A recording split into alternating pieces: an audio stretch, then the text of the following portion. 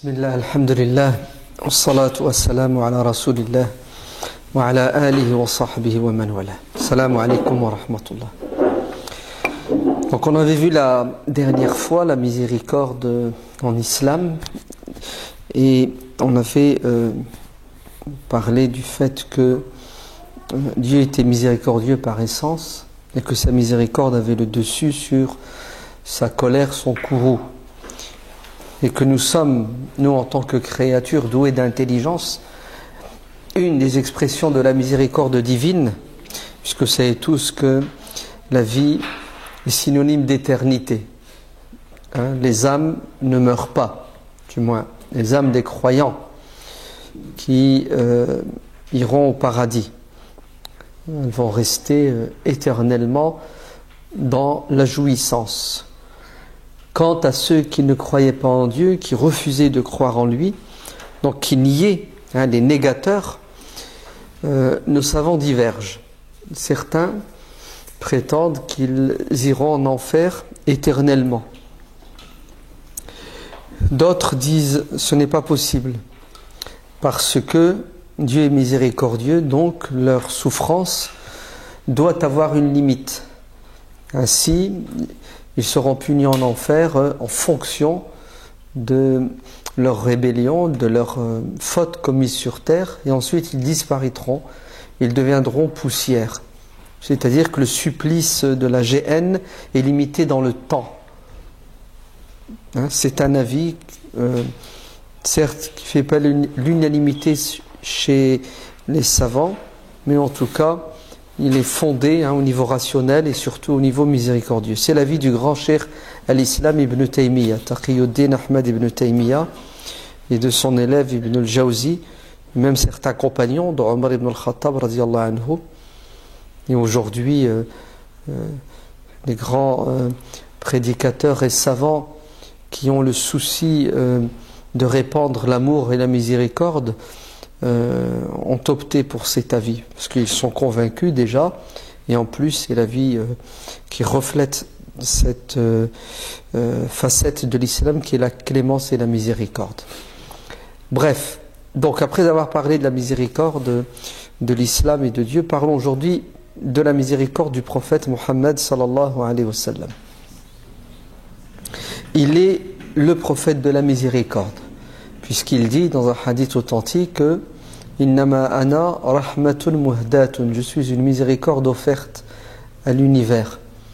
Et lorsque l'une de ses épouses, Aïcha radiyallahu anha, après ce petit conflit qui a duré 29 jours entre le prophète et ses épouses, à la fin Dieu tranchera et les épouses devront choisir entre rester aux côtés du prophète et accepter son train de vie. Le prophète vivait dans l'indigence, la pauvreté, et elle voulait un peu plus d'aisance, ce qui n'était pas possible pour le prophète. Donc elle devait choisir entre rester avec le prophète et vivre comme elles ont toujours vécu, ou divorcer du prophète, et puis à ce moment-là profiter des biens sans limite qui existent sur terre. Et Aïcha radiyallahu anha dira au messager de Dieu, ma réponse c'est que je te choisis, bien entendu, je préfère de la privation sur terre, de la privation et l'abondance dans l'au-delà, mais s'il te plaît, ne dis pas aux autres épouses qu'elle a été mon choix. Elle avait espoir que les autres choisissent la dunya pour qu'elle se retrouve seule avec le prophète sallallahu alayhi wa sallam. Et le prophète lui dira non, ya Aïcha. D'ailleurs, je ne mens pas déjà, primo, et secondo, Dieu m'a envoyé pour enseigner la vérité aux gens, le bien, et comme bonté et miséricorde. Ça serait malhonnête de ma part, ça serait de la trahison que de leur dire le contraire de la réalité, parce qu'elles aussi, elles ont ce droit. Donc le prophète n'a cessé de dire à ses compagnons, n'ayez crainte, je ne suis pas, comme certains le prétendent aujourd'hui, le prophète de l'épée. C'est ça qui suis venu pour couper des têtes, surtout celles de ceux qui ne veulent pas croire ou qui ne veulent pas se soumettre. C'est un mensonge. Le prophète dit, je suis une miséricorde, je suis la miséricorde, et Dieu le dit dans le Coran, nous t'avons envoyé comme miséricorde pour l'univers tout entier. Donc c'est un fait, les textes sont là pour le dire. Maintenant concrètement ça donne quoi? Cette miséricorde du prophète, elle a été traduite comment? Par le prophète lui-même sallallahu alayhi wa sallam. Vis-à-vis de sa communauté déjà. Le prophète sallallahu alayhi wa sallam n'a jamais prié, n'a jamais imploré Dieu pour qu'il maudisse les êtres humains. Si le prophète Noé l'a fait, vous entendez? Si le prophète Moussa l'a fait, si le prophète Isa l'a fait, lu'ina alladhina kafaru min bani Israël, ont été maudits de la bouche de Isa, Jésus, et de Daoud, le père de Salomon. Qui ont été maudits? Les enfants d'Israël. C'est-à-dire, à un moment donné, Isa, Daoud, Ibrahim, Moussa, tous ces prophètes ont prié Dieu contre une partie de l'humanité, qui était insensible, partie de l'humanité qui était fermée à toute discussion, à toute évolution, à tout changement. وَلَا تَجْعَلَ عَلَى الْأَرْضِ بِدَ الْكَافِرِينَ دَيَّارًا. C'est ce que dit Nuh alayhi salam. Sachez que le prophète sallallahu alayhi wa sallam, malgré l'hostilité de son peuple, qu'est-ce qu'il va faire? Est-ce qu'il va prier contre ce peuple? Est-ce qu'il va les maudire? Est-ce qu'il va leur souhaiter le malheur? Non. Son invocation sera: Seigneur, pardonne à mon peuple car ils ne savent pas. Allahumma ighfir li qawmi fa innahum la ya'lamun. C'est-à-dire, mon peuple qui me combat, mon peuple qui me rejette, Seigneur, ne les juge pas, ne les condamne pas. Donne-leur une chance. Pourquoi? Pour qu'ils comprennent le message. Ils l'ont lapidé, ils l'ont rejeté à Taïf. Et Jibril alayhi salam propose au prophète sallallahu alayhi wa sallam de se venger en lui disant: l'ange des montagnes est à mes côtés, il attend le feu vert de ta part pour les éliminer, les pulvériser. Et le prophète dit: non, laissez-les.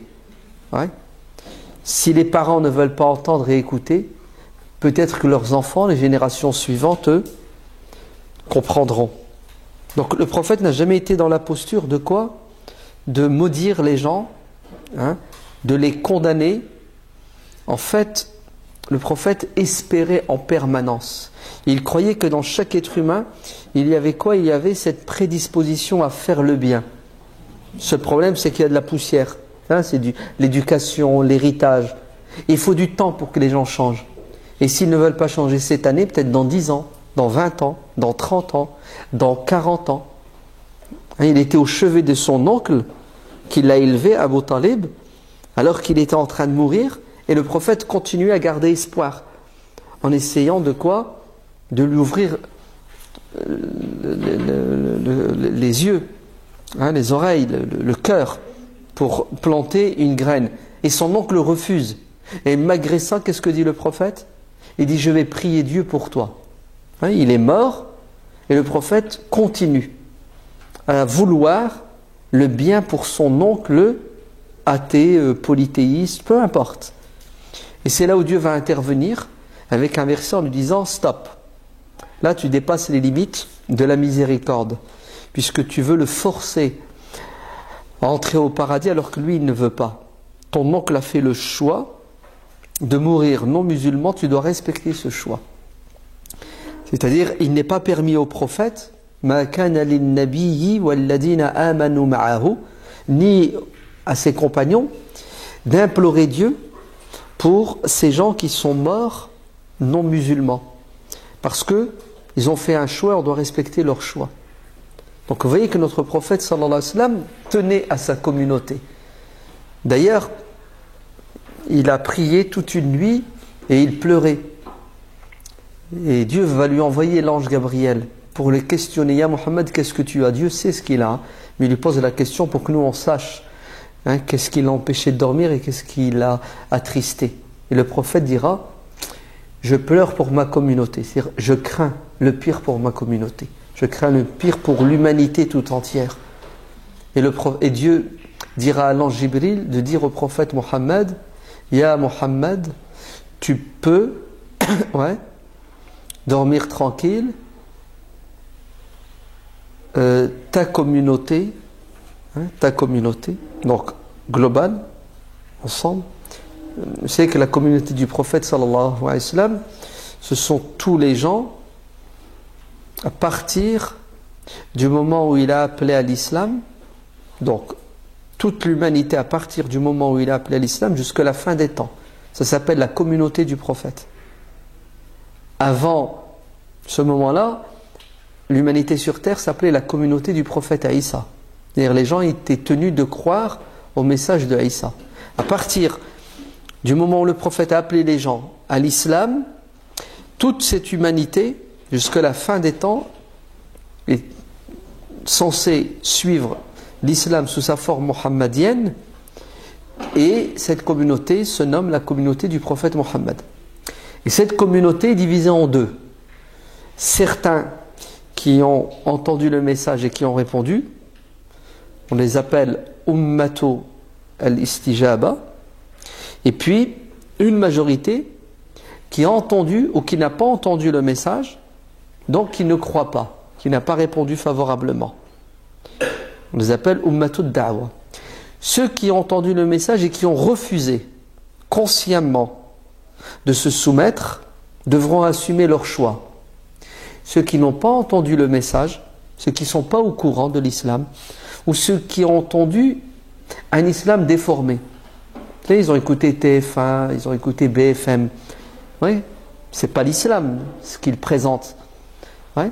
Donc ceux qui n'ont pas eu la possibilité d'entrer en contact avec le message musulman, islamique, dans sa beauté, dans sa clarté, ces gens-là ne sont pas responsables.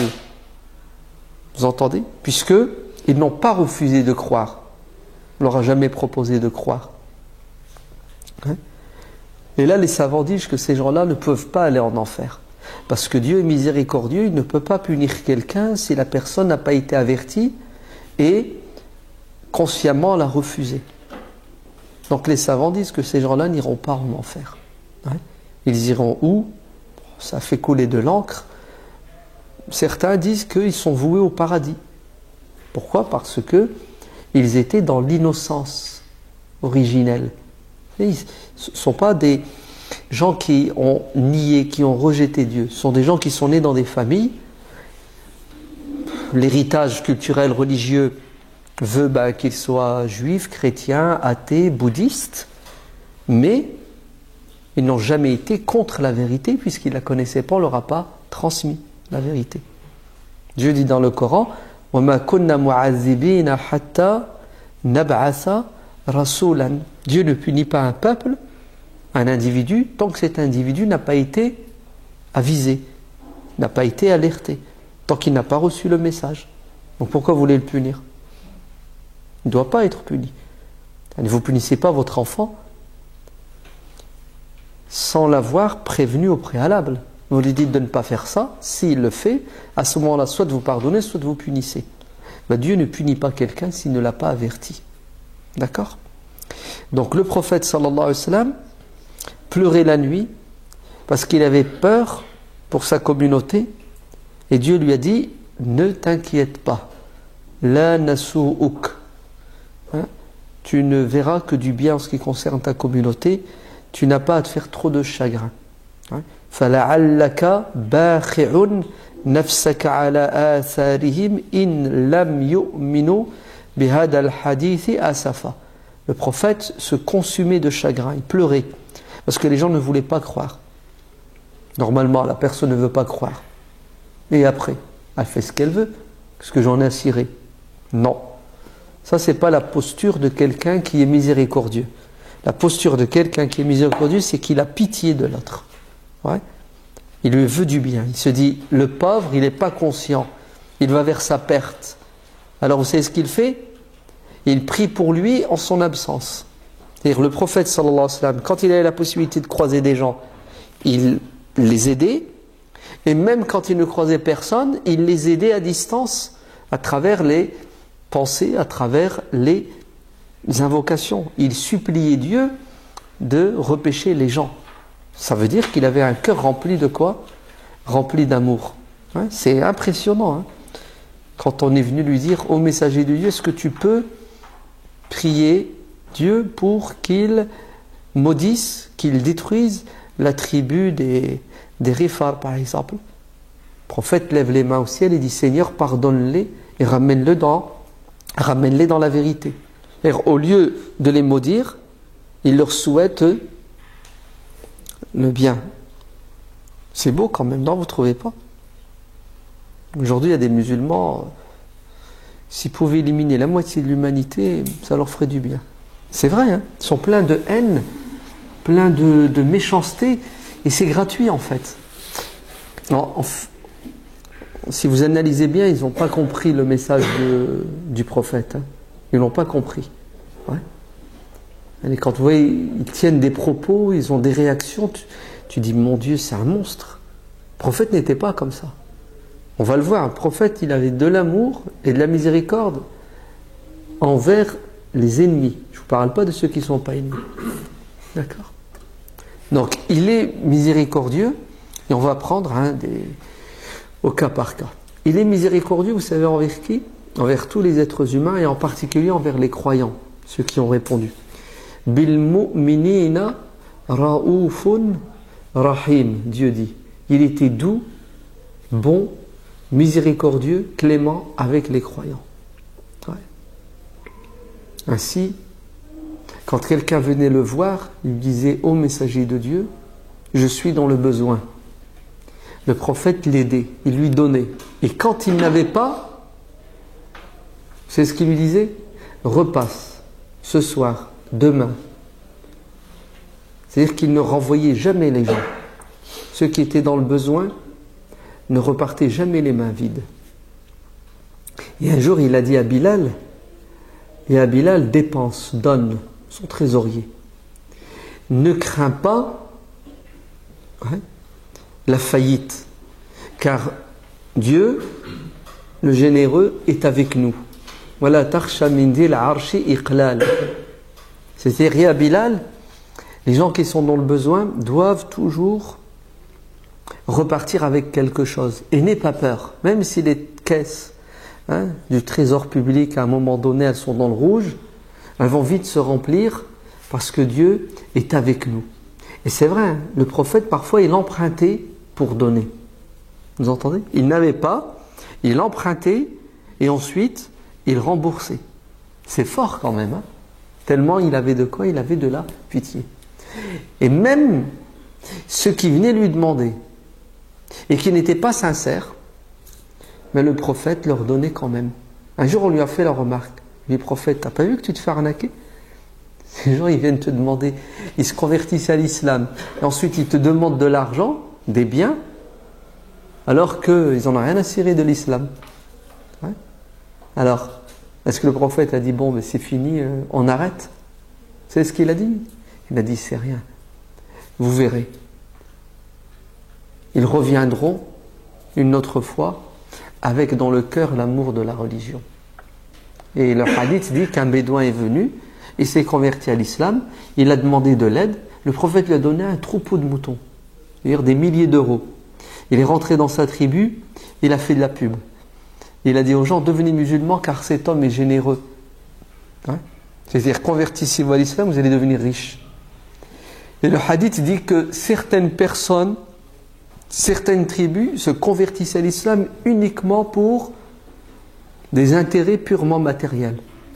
Un an après avoir goûté à l'islam, parce que le prophète les suivait en leur envoyant des imams, des enseignants, ces gens-là revenaient, mais non plus pour demander, mais pour donner. Ouais. Vous avez vu comment le prophète savait toucher les cœurs? Il n'était pas dans la posture de rejeter, de condamner. Non. Il était toujours en position de quoi? De toucher les cœurs. Fabima rahmatin min Allahi linta lahum walau kunta faddan ghaliz al-qalbi lanfaddu min hawlik. C'est-à-dire, Dieu dans sa grâce, il a mis dans ton cœur la miséricorde et l'amour. Si tu étais quelqu'un de dur, les gens, qu'est-ce qu'ils auraient fait? Mais ils t'auraient fui. Jamais tu n'aurais pu les garder auprès de toi. Si ces gens te suivent, c'est parce que justement tu dégages de l'amour et de la miséricorde. Vous vous rendez compte? Le prophète sort de la mosquée, il y a un homme qui l'attrape par sa cape et il le tire violemment, il l'agresse. Ouais. Et le prophète se retourne et lui sourit. Vous savez ce que lui dit cet homme? Donne-moi ton manteau, donne-moi ta cape. Et le prophète retire et lui donne.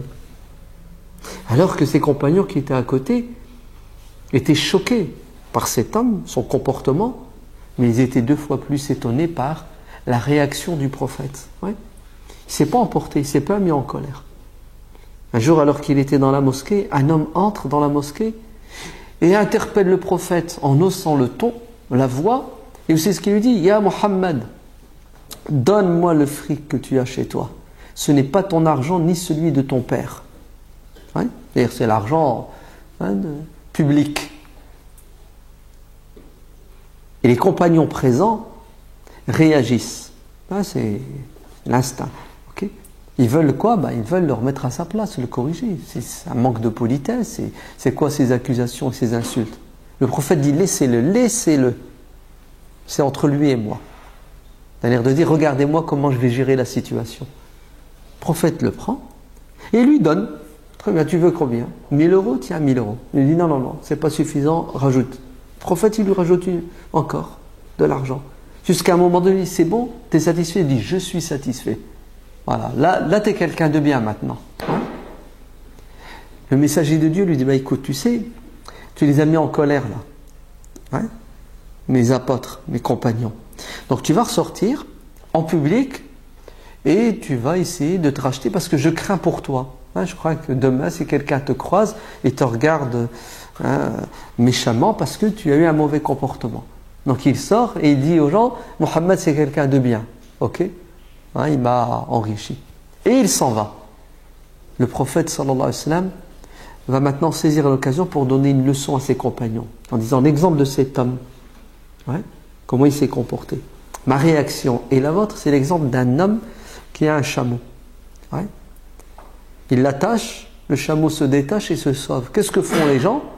Ils courent après pour essayer de l'attraper. Plus il court derrière, plus le chameau fuit, se sauve. Le propriétaire du chameau, qui le connaît bien, c'est son chameau, intervient en leur disant « Stop, ne bougez plus, laissez-moi gérer la situation. Ouais. » Je connais l'être humain, je sais comment, hein, je suis un fin psychologue. Laissez-moi gérer la situation. Il l'appelle par son nom, il lui fait montrer un peu d'herbe et le chameau revient avec de la douceur, de la gentillesse, de la diplomatie. Le prophète dit, ce chameau c'est l'homme là. Si je vous ai laissé faire, vous l'aurez fait fuir. Moi, je l'ai rapproché avec de la gentillesse, de la douceur, de la patience. Il faut en avoir de la patience. Hein. Tu te fais insulter, puis tu ne réagis pas. De la générosité, de la bonté. Si je vous avais laissé faire, vous l'aurez fait fuir, mais il serait tombé en enfer. Hein. Donc attention. Il est dans la mosquée, un homme entre, à nouveau un bédouin, hein. C'est-à-dire des gens qui n'ont pas eu la chance d'être éduqués, et il se met dans un coin de la mosquée, il urine. C'est le comble. Ouais. Alors dans la mosquée, il urine devant tout le monde, tous les ingrédients, pourquoi? Pour qu'on lui saute dessus et qu'on le corrige. Le prophète dit à ses compagnons, ne bougez pas, restez assis, laissez-le finir ce qu'il a commencé. Ne l'agressez pas. Vous entendez? Le prophète dit, ne l'agressez pas. C'est une agression. Hein. Essayez de l'arrêter, ça va lui faire mal. Ne l'agressez pas. Une fois qu'il a terminé, le prophète l'interpelle, lui dit, viens. Il s'assoit avec et il lui explique. Il dit, les mosquées ne sont pas des urinoirs. Hein? Les mosquées sont des lieux réservés pour l'adoration. En fait, c'est un ignorant. L'ignorant, qu'est-ce qu'on fait? On l'éduque. Hein? Et une fois qu'il a bien éduqué, le prophète dit à ses compagnons, maintenant vous allez aller nettoyer les dégâts. Prenez de l'eau, aspergez cet endroit d'eau pour que la souillure disparaisse. Et, alors écoutez bien le commentaire, hein, le prophète dit, Dieu vous a choisi pour aller vers les gens avec facilité, avec douceur. Muyassarin. C'est-à-dire, un bon croyant qui veut refléter l'image de Dieu et de la religion doit être patient, clément, miséricordieux.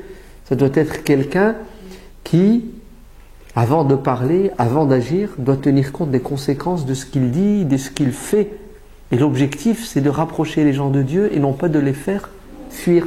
C'est pour ça, parfois, il faut fermer les yeux sur quelque chose qui est blâmable, détestable, parce que ce n'est pas le moment d'intervenir, ni d'agir. Si vous intervenez, vous allez peut-être aggraver la situation, l'empirer. Donc, on fait un pas en arrière pour mieux sauter par la suite. Mais avant de sauter, il faut apprendre à sauter. Il faut être intelligent, il faut savoir quoi dire, la dose, etc., etc. Il y a parmi vous des gens, dit le prophète, qui sont durs, mu'assirin, des gens qui compliquent la religion, des gens qui font fuir, munaffirun. Il y a parmi vous des gens qui font fuir de la religion. À cause de quoi? À cause de leur manque de tact, d'amour et de miséricorde. Un autre compagnon, il s'appelle Muawiya, il entre dans la mosquée, il fait sa prière, et pendant la prière, il y a quelqu'un qui éternue. Ce compagnon se tourne vers la personne qui éternue et lui dit « À vos souhaits, yarhamukallah ». C'est ça? Et là, les gens assis dans la mosquée claquent dans leurs mains, lui font des signes en disant « Mais t'es fou, tu fais n'importe quoi. Tu parles dans la prière, alors que dans la prière, on doit être en mode silence avec les êtres humains, on doit parler uniquement avec Dieu. » Et lui, il est étonné. Il est étonné qu'on lui fasse ces remarques, il est étonné qu'on l'agresse, parce qu'il ne sait pas que c'est interdit de parler dans la prière. La prière, elle a été enseignée aux musulmans par étapes. Dans un premier temps, les musulmans pouvaient dans la prière parler avec leurs voisins, pouvaient faire des signes. La prière, au début, ce n'est pas celle d'aujourd'hui. Tout se fait par étapes pour que les gens s'habituent. Donc lui, il n'a pas été mis au courant de l'interdiction de dialoguer avec les gens dans la prière. Donc il est étonné, il leur dit « Mais qu'est-ce que j'ai fait de mal ?» Il en rajoute. Une fois la prière terminée, le prophète l'interpelle. Le prophète est présent, un témoin. Et là, il lui explique. Il lui dit « Écoute, tu sais, dans la prière, voilà comment il faut se comporter. » Il lui explique parce qu'il ne savait pas. Et à nouveau, le prophète dit aux gens « C'est pas comme ça qu'on corrige les gens. On doit les corriger avec pédagogie. » La prière de groupe commence. Le prophète sallallahu alayhi wa sallam dirige la prière. Et à un moment donné, quand il revient de la génuflexion, du ruku', le prophète se dit « Sami'a Allahu liman hamidah » Et Muawiya derrière, vous savez ce qu'il dit? Il dit « Seigneur, pardonne-moi et fais-moi miséricorde. Et pardonne à Muhammad et fais-lui miséricorde et à personne d'autre. » Personne d'autre. Une fois la prière terminée, le prophète se retourne et il l'interpelle à nouveau. Il lui dit « Ya Muawiya, tu veux restreindre quelque chose de large, la miséricorde de Dieu.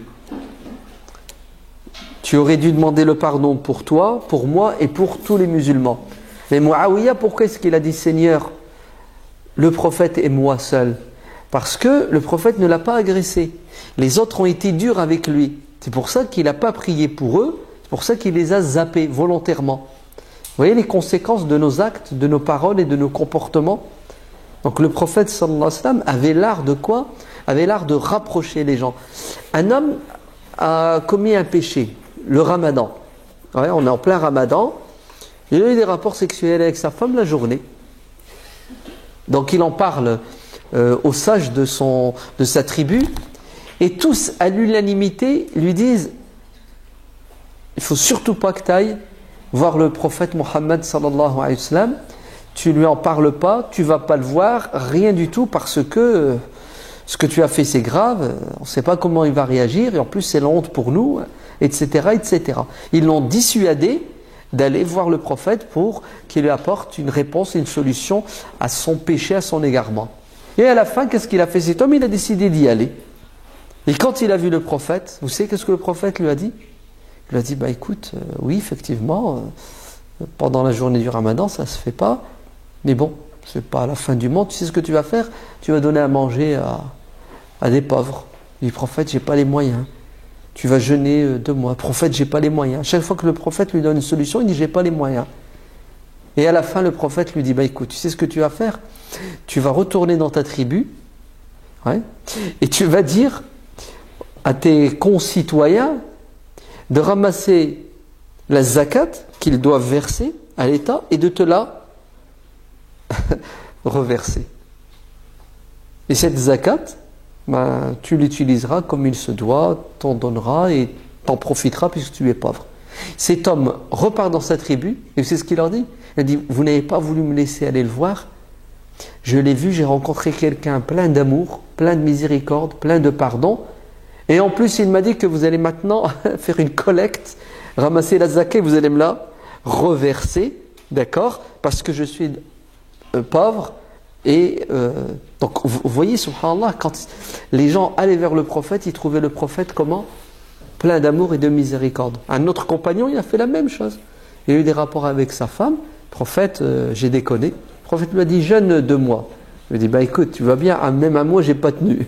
Ouais, donc jeûner, c'est pas la solution.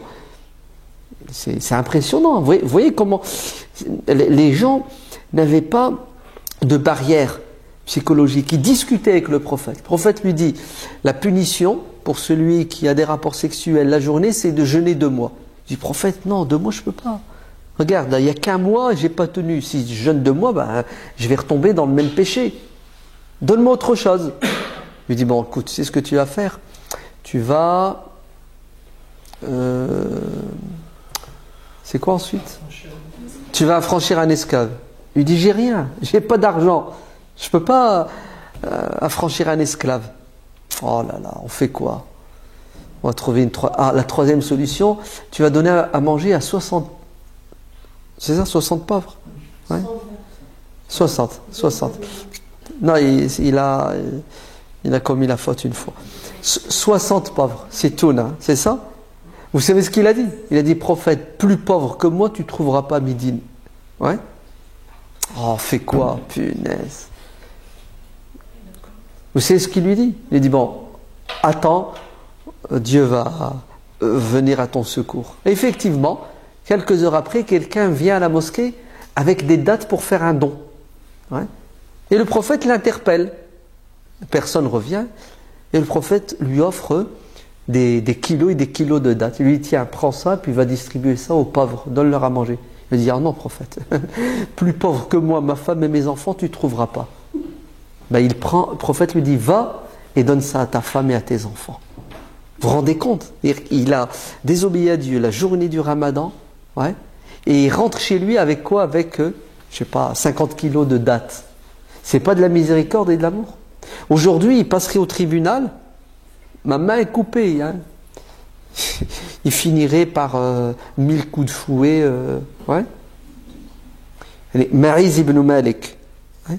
Il a trompé sa femme, il a commis l'adultère. Et dans un premier temps, la loi à l'époque, c'était la loi similaire à la loi qu'il y a dans la Torah. Hein, vous savez, l'islam est arrivé par étapes, ouais, pour permettre aux musulmans de progresser. Ouais. Tout n'a pas été interdit de but en blanc, etc. Donc, dans un premier temps, les musulmans appliquaient le Coran, mais le Coran n'était pas en entier, ouais, ce qu'ils avaient reçu comme verset, et le reste, ils suivaient la Bible. Ouais. Puisque la Bible, c'est quoi? La Bible, c'est ce qui vient de Jésus, c'est ce qui vient de Moussa. Et dans la loi mosaïque, celui qui trompe sa femme et celle qui trompe son mari sont condamnés à la lapidation. Donc Maïz vient et le prophète, il vient se confesser en disant, prophète, j'ai trompé ma femme. C'est ce que lui dit le prophète. Il lui dit, non, non, non, tu t'es trompé, va-t'en. Le prophète, rien. Va, tu n'as pas commis l'adultère. Ouais. C'est juste les prémices, l'introduction. Maïs dit, non, prophète, je suis sérieux. Ouais. Le prophète lui dit non. Il ne veut pas l'entendre. Il ne veut pas recevoir sa confession. Parce qu'il connaît les conséquences. Attendez, la personne reconnaît. Vous savez que dans la justice, il n'y a plus besoin de témoins, il n'y a plus besoin de preuves. La personne Reconnais, j'ai commis l'adultère, j'ai trompé ma femme. Le prophète lui dit non. D'un air de dire, pourquoi tu viens me le dire? Celui qui commet une faute, c'est entre lui et Dieu. Il demande à Dieu le pardon et il n'a pas à le faire savoir à quiconque. Ça n'existe pas chez nous la confession. Ouais. Le prophète sallallahu alayhi wa sallam dit, les pires parmi les êtres humains, ce sont ceux qui désobéissent à Dieu dans le noir, seuls, personne n'est au courant, et Dieu les voile, les recouvre d'un voile, c'est-à-dire Dieu a tout fait pour qu'ils ne soient pas pris en flagrant délit, ouais, pendant qu'ils ont fait le péché, et le lendemain, la journée, c'est ce qu'ils font, mais ils racontent leurs aventures au monde entier. Alors que Dieu, ouais, les a couverts, hein, puisqu'il n'y a pas de témoins, et eux, au lieu de rester dans l'anonymat, qu'est-ce qu'ils font? En public, ils font preuve de quoi? De bravoure. Hein. J'ai fait ça hier soir, j'ai fait ceci, j'ai fait cela. Ces gens-là, on les appelle al-mujahiroun. Ouais. Ceux qui n'ont pas de scrupules à étaler leur faute la journée, alors que Dieu les a couverts la nuit. Ces gens-là méritent vraiment la punition. Donc le prophète dit à Maïs, va-t'en. C'est entre toi et Dieu. Demande à Dieu le pardon et c'est une affaire classée. Maïs revient 4 fois hein, dans un hadith. À 4 fois, 4 reprises, le prophète sallallahu alayhi wa sallam ne veut pas prendre compte de son témoignage de sa reconnaissance. Et à la fin, avec cette insistance, le prophète dit, ben écoute, puisque tu insistes, et tu veux pas l'option miséricordieuse, ouais, et Maïs disait, ô prophète, purifie-moi en appliquant sur moi la peine. Ouais. Le prophète dit à ses compagnons, faites ce qu'il demande. Et quand ils l'ont pris, ils sont revenus, ils ont dit au prophète, il s'est sauvé et on l'a rattrapé. Le prophète a dit, mais quand il s'est sauvé, il fallait le laisser. Pourquoi vous courez après pour le rattraper? C'est-à-dire, le prophète jusqu'au bout, il essaie de quoi? Il essaie de trouver une issue miséricordieuse à Maïs ibn Malik qui n'a cessé de s'entêter. Et le prophète n'a pas demandé à Maïs, tu as commis l'adultère avec quelle femme? Non. C'est évident, s'il a commis l'adultère, c'est avec quelqu'un. Le prophète ne fait pas d'enquête. Il ne cherche pas à savoir. Parce qu'il n'est pas dans cette posture de juge. Il n'est pas dans cette posture d'inquisiteur qui cherche les défauts des gens et puis qui leur met des étiquettes. Au contraire, il est dans la posture de celui qui est miséricordieux, qui est pardonneur. D'ailleurs, il dit que Dieu dit, ô mes serviteurs, si vous me rencontrez avec des péchés aussi nombreux que les étoiles, c'est-à-dire si vos péchés on les mettait les uns sur les autres et ils atteignaient les confins de l'univers, c'est-à-dire des milliards de péchés, donc l'être humain sur terre, ouais, sombre dans les péchés, et qu'il arrive devant Dieu en croyant en Dieu sans rien ne lui associer, il rencontrera Dieu avec autant de miséricorde. C'est-à-dire la miséricorde de Dieu prendra le dessus sur tes péchés. C'est puissant. Le prophète sallallahu alayhi wa sallam dit que Dieu a dit, mon serviteur a péché, il reconnaît avoir fauté et il a demandé à Dieu le pardon, je lui pardonne. La même journée, dans la foulée, il recommence. Et Dieu dit, mon serviteur a fauté, il reconnaît, il demande pardon, je lui pardonne. 5 minutes plus tard, il recommence. Ouais. Ça fait 3, 4. Ben, le hadith dit que mon serviteur fasse ce que bon lui semble, je lui pardonnerai tant qu'il me demande pardon, même s'il faute 70 fois dans la journée. Vous entendez? Et même 70 fois dans la journée, tant qu'il demande pardon, je lui demande pardon. Et le prophète était comme ça. Tu sais, il était dans la posture de mais allez, on tourne la page, on pardonne. Il faut aller vers quoi? Il faut aller vers il faut aller de l'avant. Il ne faut pas rester prisonnier. Donc le prophète sallallahu alayhi wa sallam, dans la communauté, il était quoi? Il était un médecin. Vous savez, il voulait soigner les gens. C'était pas un boucher. Ouais? Il cherchait ceux qui désobéissent à Dieu, il cherchait à les punir. Non, non, non, non. Lorsque un compagnon, surnommé le Himar, a été pris en flagrant délit d'alcoolisme, en état d'ébriété sur la voie publique. C'est un alcoolique. Ouais? Et une première fois, il a été corrigé. Et la correction, c'était des petites claques, des petites... ouais? Il le secouait. Arrête de boire, c'est pas bien. Tu le sermonnes. À nouveau, quelques jours plus tard, on le retrouve dans la voie publique en état d'ébriété. À nouveau, on le corrige, on le sermonne. La troisième fois, ça s'appelle la récidive. Hein? Au bout de 3 fois, t'en as marre, franchement. Ben, vous savez, il y a un compagnon qui va en avoir marre, qui tiendra des propos terribles. Il dira, mais tu veux pas t'arrêter, toi? On t'a déjà sermonné plusieurs fois, et tu continues. Maudit sois-tu. Et que Dieu ne te pardonne jamais. Ouais? Toi, tu es quelqu'un de maudit qui va finir en enfer. Le prophète réagit. Vous savez ce qu'il dit? Non. N'aidez pas le diable contre votre frère. Ouais? Laissez-le. Ne l'insultez pas, ne le condamnez pas, ne le rejetez pas, car il aime Dieu et son prophète. C'est-à-dire cet homme, malgré cette faute, malgré cette faiblesse, il ne faut pas le condamner, il ne faut pas le rejeter. Il aime Dieu et le prophète, c'est-à-dire au fond de lui-même, il y a une lumière, hein, il a la foi, donc il faut garder espoir.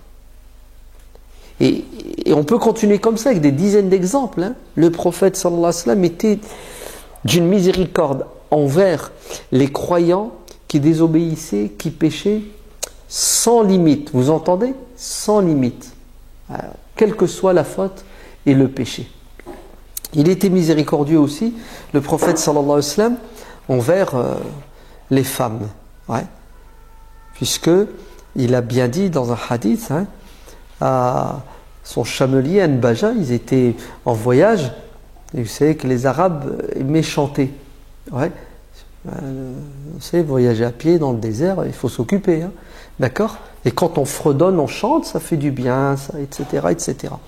C'est pour ça les rigolos qui vous disent chanter c'est haram, la musique c'est haram, ils ne sont pas très stables psychologiquement. Ouais? Parce que l'être humain, il a besoin de réconfort, il a besoin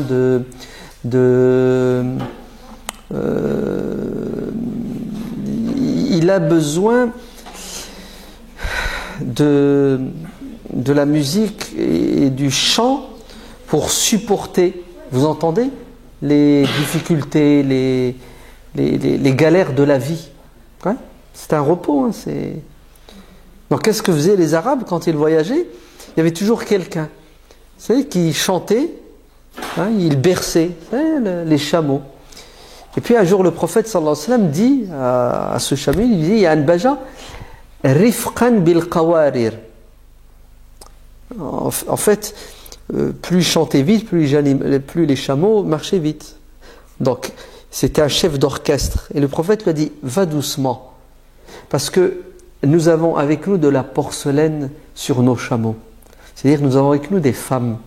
Ouais? Et les femmes sont fragiles. Il ne faut pas quoi? Les mettre en danger. Si tu chantes trop vite, les chameaux vont aller vite et les femmes peuvent tomber et se faire mal. Ouais?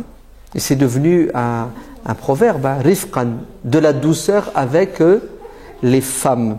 D'accord?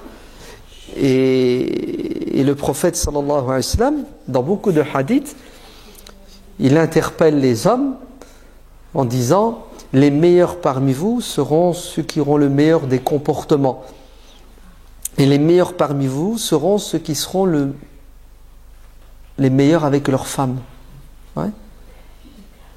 Et un jour il dit, beaucoup de femmes sont venues se plaindre auprès de mes épouses de leurs maris qui sont violents. Sachez que ces hommes-là ne sont pas parmi vous les meilleurs. D'ailleurs, comment vous faites pour battre votre femme la journée et dormir avec elle la nuit? C'est bizarre, non? Il vous manque pas une case. Ouais. La journée, tu frappes ta femme et le soir, tu couches avec elle. T'es pas stable. Ouais. Quelqu'un qui a de la miséricorde, de l'amour, ne se comporte pas comme ça. C'est pour ça Anas ibn Malik a dit, j'ai vécu avec le prophète, je l'ai côtoyé, je l'ai servi pendant 10 ans. Il n'a jamais levé la main sur une femme, ni un enfant. Tellement il était doux, tellement il était miséricordieux. Même quand ces femmes le poussaient à bout, qu'est-ce qu'il faisait à votre avis? Il souriait. Un jour, il veut rentrer chez lui, hop, la porte est fermée. Mais le prophète frappe à sa porte. Et sa femme refuse de lui ouvrir la porte. Maïmouna refuse. Lui fait la tête, elle dit, je t'ouvrirai pas. Prophète, s'il te plaît, ouvre-moi la porte. Il n'a pas défoncé la porte. Il n'a pas cassé la vaisselle. L'ordinateur, le portable. C'est la mode, ça, aujourd'hui. Aujourd'hui, un petit conflit dans le couple, une petite dispute, tout vole. Oui. Pourquoi? Parce que on n'est pas imprégné de ces nobles caractères qu'avait le prophète sallallahu alayhi wa sallam. Vous savez, la retenue, la patience. Il était avec son épouse Aïcha. Abu Bakr rentre, donc son beau-père, le père d'Aïcha. Puis le prophète lui dit, oh, ça tombe bien, tu es venu. J'étais en discussion avec ta fille, donc ma femme. On s'est pris le bec, ouais. Et tu vas quoi? Tu vas servir de médiateur, d'intermédiaire. Abu Bakr dit, ok, je vous écoute. Et Aïcha prend la parole, il dit au prophète sallallahu alayhi wa sallam, vas-y prophète, parle, mais attention, t'as intérêt de dire la vérité. Ouais. Et là, Abu Bakr va péter les plombs. Il dit à sa fille, quoi? Tu insultes le prophète? Mais le prophète, il ment pas, il ne peut dire que la vérité. Ouais. Et Abu Bakr s'énerve et il gifle sa fille. Parce qu'elle a manqué de respect. Et elle fait quoi, Aïcha? Elle se réfugie, elle se cache derrière le prophète. Au secours, prophète, défends-moi contre mon père. Et le prophète dit à Abu Bakr, on t'a invité pour régler un problème entre nous, et quoi? Et tu aggraves la situation, laisse-nous tranquilles, c'est pas comme ça qu'on fait. Donc Abu Bakr a réagi avec amour et respect vis-à-vis du prophète, mais le prophète lui donne une leçon lui disant, non, elle s'est trompée, c'est vrai, mais bon, elle a dit ça sous la colère, faut pas la prendre au mot, d'accord? Donc vous voyez comment le prophète était quelqu'un de doux, c'est ça, de miséricordieux, était plein de tendresse, d'amour. Un jour il était dans la mosquée, puis il priait, il entend un bébé pleurer, et il accélère sa prière, et quand il a fini la prière, il s'est retourné et il a pris le micro, il a dit aux gens, vous savez pourquoi j'ai accéléré ma prière? Excusez-moi, c'est la fatigue.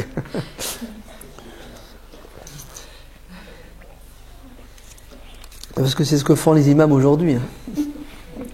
Juste pour que vous fassiez le parallèle. Donc il a pris le micro, il a dit aux gens, est-ce que vous savez pourquoi j'ai accéléré ma prière? Parce que j'ai eu pitié de qui? De cette mère.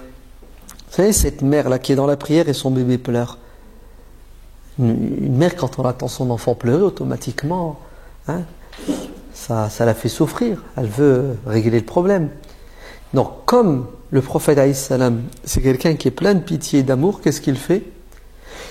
Il réduit son temps de prière, il accélère sa prière pour que cette femme se libère, pour qu'elle s'occupe de son enfant. C'est-à-dire, le prophète avait de la pitié envers cette mère et envers cet enfant. Aujourd'hui, l'imam, il entend ça à la mosquée, il prend le micro, il insulte la femme, en disant, pourquoi tu es venu à la mosquée? Pourquoi tu nous prends la tête? Pourquoi vous venez avec vos enfants à la mosquée? Les enfants n'ont pas le droit de venir à la mosquée avant l'âge de 23 ans. Non, il y en a qui ont mis des limites d'âge. Interdit au moins de... C'est terrible. Et tout ça, pourquoi? Parce que, au lieu de suivre le prophète, ou même pas, au lieu d'être plein d'amour en fait, tu fais ta prière, il y a un souci, vas-y. Tu auras tout le temps de prier plus tard. Règle le problème humain qui est une urgence. C'est impressionnant comment le prophète était plein d'amour et de miséricorde. Les femmes sont venues, elles se sont coalisées, elles ont évoqué les problèmes qu'elles vivaient, ce qu'elles ressentaient, et après elles ont désigné l'une d'entre elles, Asma. Pourquoi? Pour aller avec ses doléances. Et elle a rencontré le prophète. Elle a dit, prophète, voilà, les femmes se sont rencontrées et elles te disent que, tac, tac, tac, il y a tout ça qui ne va pas. Les hommes ont plus de chance que nous. Ils te croisent, ils te voient plus souvent, il y a plus de proximité. Nous, les femmes, on n'a pas autant de chance. Alors, on voudrait que tu réajustes un peu la balance. Et le prophète dit, très bien, choisissez un jour de la semaine et ce jour sera réservé aux femmes. Il n'aura pas dit restez chez vous, de quoi vous mêlez. Non, rentrez chez vous, vos demeures sont meilleures que les mosquées et vos maris vont s'occuper de vous, c'est ça, ouais. Vos maris vont rentrer puis ils vont vous transmettre ce que je suis en train de vous dire. Non, il aura dit choisissez un jour de la semaine. Et ce jour-là, c'était le jeudi. Et le jeudi était réservé aux femmes. Les femmes avaient la priorité. Vous ne trouvez pas que c'est plein d'amour, de miséricorde? On peut continuer avec des dizaines et des dizaines d'exemples comme ça. Ouais. Le prophète sallallahu alayhi wa sallam a dit, le jour de la résurrection, ouais, lorsque je m'apprêterai à entrer au paradis, une femme ouais, va me suivre, elle va faillir me devancer pour entrer au paradis.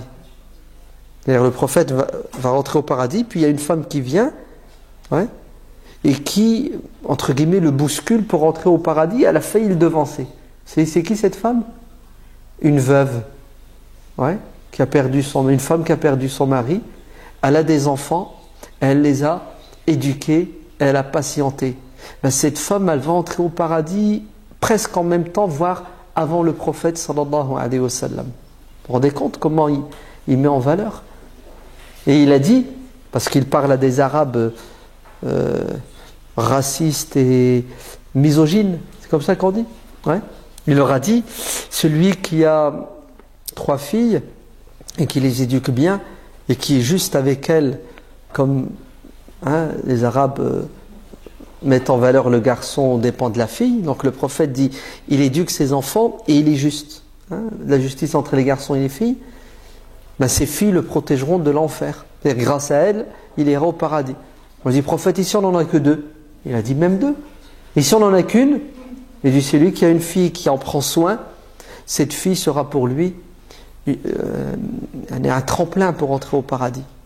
Mais il y a un autre hadith qui est meilleur, qui est dans le Sahih de l'imam Muslim. Le prophète sallallahu alayhi wa sallam a dit, celui qui a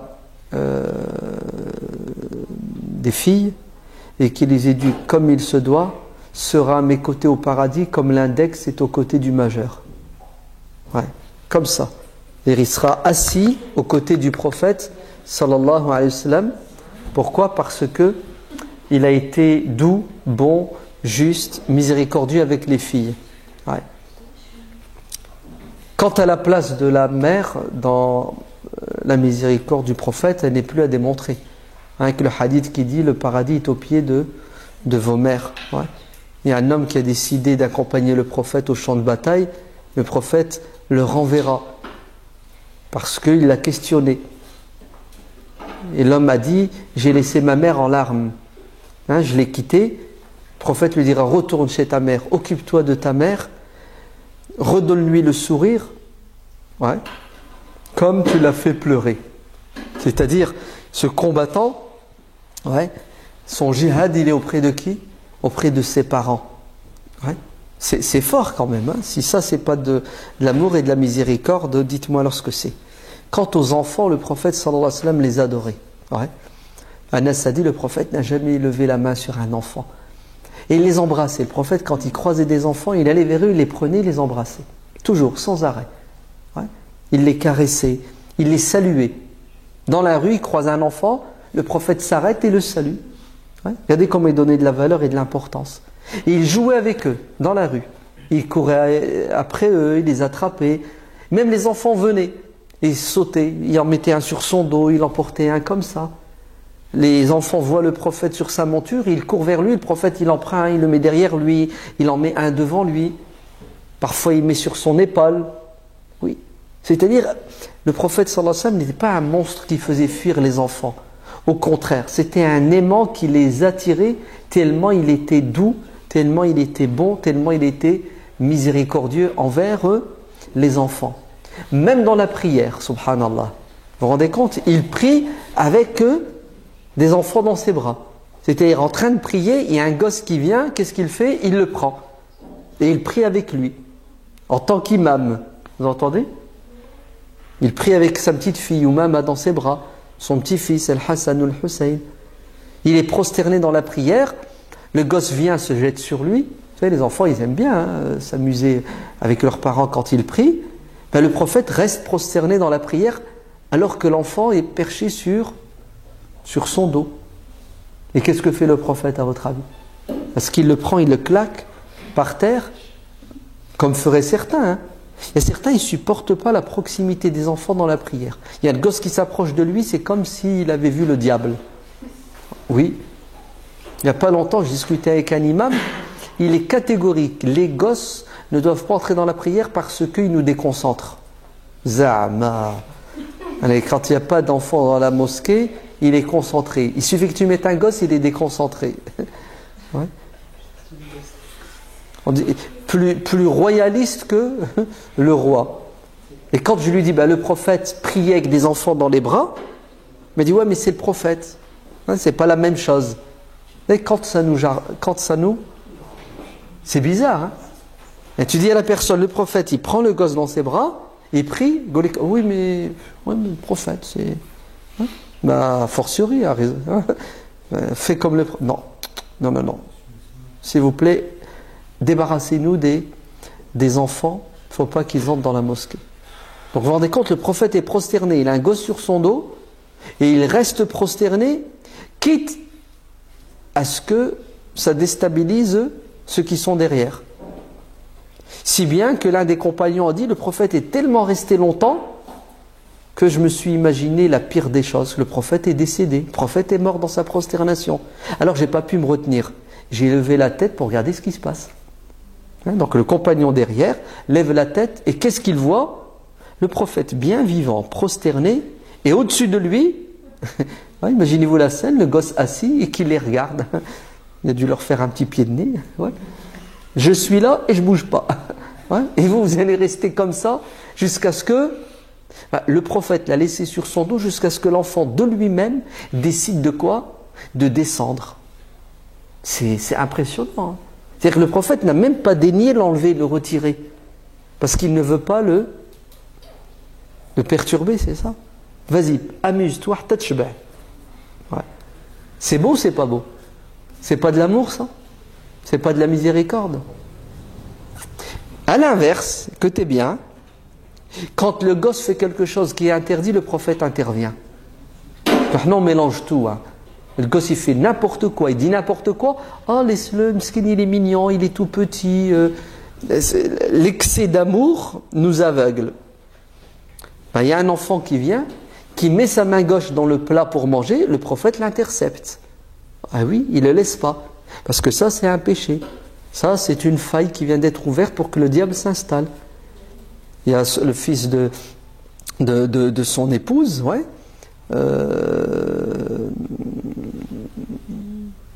Omar ibn Abi Salama, le fils de Salama, se met à manger, il mange n'importe comment. Le prophète lui dit, attends, écoute bien mon petit chéri, mange avec ta main droite, dis Bismillah et mange devant toi. Vous avez vu? La miséricorde du prophète envers les enfants ne l'empêchait pas de les éduquer et de leur mettre des freins quand ils dépassaient les limites de Dieu. Mais lui, vas-y, tu montes dessus, demande-lui ce que tu veux, le prophète, il était une miséricorde. Il rentre chez lui, il va voir sa fille, Fatima, ouais, et il l'embrasse. Ouais. Bref, c'est long. Ça nécessite toute une conférence. D'accord? Le prophète sallallahu alayhi wa sallam était aussi une miséricorde envers qui? Envers les faibles dans la société. Ouais. Il rendait visite aux malades. Quand quelqu'un tombait malade, hein, le prophète allait frapper à sa porte et lui rendait visite. Ouais, ouais. Comme Uthman ibn Mad'un, radiyallahu anhu. Quand le prophète apprend qu'il est malade, il va le voir. Et ainsi de suite. On a plein de hadiths. Le prophète ne pouvait pas résister. Hein. Dès qu'on lui dit un tel est malade, hop, il y allait. Et il faisait des invocations pour la personne. Hein, il priait pour la personne. Il l'accompagnait. Quand quelqu'un décédait, il faisait des condoléances. Il accompagnait la personne jusqu'à sa dernière demeure. Il allait au cimetière. Et il priait pour la personne. C'est-à-dire, le prophète sallallahu alayhi wa sallam ne faisait pas de différence entre les riches et les pauvres. Hein? Les petites gens et les grandes. Non. Pour lui, tout le monde était au même niveau. Et il donnait de sa personne de la même façon pour tout le monde. Une jeune fille l'attrape dans la rue, devant tout le monde. Elle le prend par la main, elle le tire. Elle dit, je voudrais te parler, j'ai des choses à te dire. Et elle l'emmène dans un coin de rue. Et le prophète lui tend l'oreille et il écoute. Elle lui raconte ses soucis, ses problèmes. Après, ils se quittent, ils se séparent.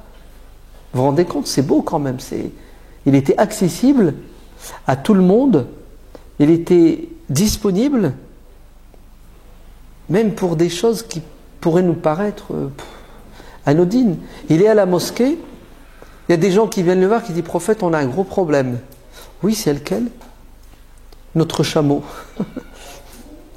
Notre chameau, il est devenu enragé. C'est-à-dire qu'ils étaient en train de bosser, ils utilisaient des chameaux pour tirer l'eau du puits. Et puis le chameau, il a pété les plombs. Un chameau, ça entre en furie. Ouais. Et là, il vaut mieux te sauver. Hein. Donc ils se sont sauvés, ils ont fermé le verger, et ils sont allés demander de l'aide à qui? Au prophète sallallahu alayhi wa sallam. Allez, comme si le prophète n'avait que ça à faire. Oui, le prophète, il était disponible et prédisposé à aider tout le monde. C'est puissant quand même. Hein. Ils ont un petit problème avec leur voiture. Ouais. Prophète, tu peux venir, on n'arrive pas à changer le filtre à huile. Oui, je vais vous aider. C'est puissant, c'est beau quand même. Hein. Mais c'est ce qu'il leur dit. Mais écoutez, on fait la prière, on y va. Ils font la prière et le prophète les accompagne. Et quand il arrive dans le verger, le prophète dit, ne bougez pas, restez ici. Il entre, il va vers le chameau. Et qu'est-ce que fait le chameau? Il s'assoit et il baisse sa tête en signe de prosternation devant le prophète. Et le prophète fait une invocation pour lui. Et là, les compagnons, voyant cela, ils sont émerveillés. Ils disent, prophète, c'est nous qui devrions nous prosterner devant toi, devant ta grandeur et devant ta beauté. Et il a dit, non, personne ne doit se prosterner devant son semblable. On se prosterne devant Dieu. Et une fois, le prophète était assis, écoutez bien, avec ses compagnons, et un chameau vient. Tout maigre, mskin, vieux. Et il se dirige vers le prophète. Et il se rapproche du prophète. Et il murmure quelque chose dans son langage. Hein. Et le prophète dit, ce chameau s'est plaint de son propriétaire. Allez me le ramener, c'est un tel. Et quand ils l'ont ramené, le prophète lui dit, c'est bien ton chameau? Il a dit oui. Il lui dit, tu sais ce qu'il m'a dit? Il m'a dit que tu es injuste envers lui. Toute sa vie, tu l'as utilisé. Et maintenant qu'il est devenu tout vieux, tout grabataire, au lieu de le récompenser, tu veux le tuer. C'est-à-dire, tu veux l'envoyer à l'abattoir. Il a dit, bah oui, prophète, il ne me sert plus à rien. Il travaille plus comme il faut, donc je vais. Le prophète a dit, écoute, vends-le-moi. Ouais. Regardez comment le prophète a eu de la pitié envers ce chameau. Eh oui. Et l'homme va accepter, et ce chameau va devenir libre, il va finir ses jours à l'hospice tranquille. Vous voyez comment il était miséricordieux même envers les animaux. Ouais. Il écoutait les plaintes des animaux et il incitait. Un jour il croise un âne qui avait été marqué au fer rouge au visage. Et le prophète s'est mis en colère en disant, ceux qui font ça sont maudits par Dieu. Si vous voulez marquer un animal, marquez-le à la fesse, là où la peau est épaisse et ça fait pas mal. Mais le visage, d'ailleurs il l'a dit, ne frappez pas au visage. Ouais. Même un animal, hein, si tu dois le frapper, surtout pas au visage, parce que le visage, c'est la partie la plus noble du corps. Donc sa miséricorde était débordante. Même le monde animal a pu en jouir, n'est-ce pas? C'est puissant ou c'est pas puissant? C'est magnifique. Alors soyez fiers d'être musulmans et soyez fiers d'avoir comme messager le prophète sallallahu alayhi wa sallam, ouais, qui dit dans un hadith authentique: Ar-Rahimuna yarhamhumur Rahman. Les miséricordieux mériteront la miséricorde du miséricordieux. C'est-à-dire, Dieu fera miséricorde à ceux qui sont miséricordieux. Ceux qui ne le sont pas, tant pis pour eux. Ceux qui n'ont pas compris l'islam comme étant une religion d'amour et de miséricorde vont souffrir et faire souffrir les autres.